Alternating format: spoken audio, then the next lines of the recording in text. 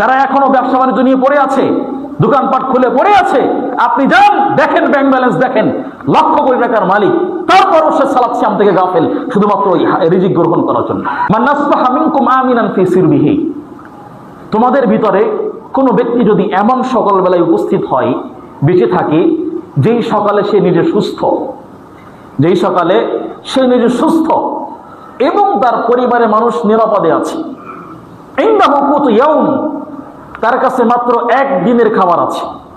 ভালো করে বুঝেন কি বলছে। এমন সকালবেলায় তুমি বেঁচে আছো যেই সকালে তুমি নিজে সুস্থ এবং তোমার পরিবারের মানুষ নিরাপদে আছে। ইনদাহু কুতু ইয়াউম, তোমার কাছে মাত্র একদিনের খাবার আছে।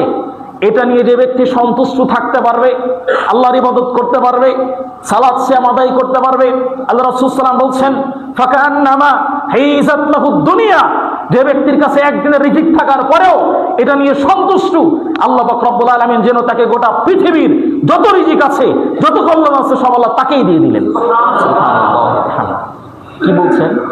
একদিনের খাবার যার কাছে আছে, এটা নিয়ে যে ব্যক্তি সন্তুষ্ট, এটা নিয়ে যে ব্যক্তি আল্লাহর ইবাদত করতে পারে, গোটা পৃথিবীর যত কল্যাণ সব আল্লাহ তাকেই দিয়ে দিলেন।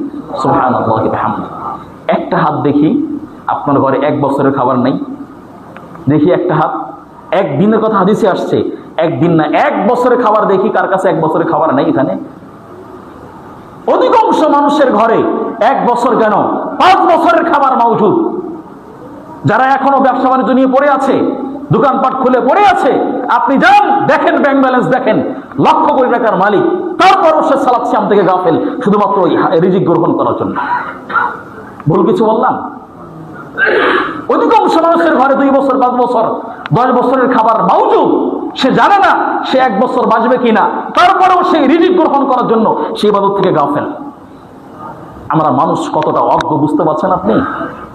আর সাহাবাদের দিকে তাকান, হাদিস খুলুন আপনি।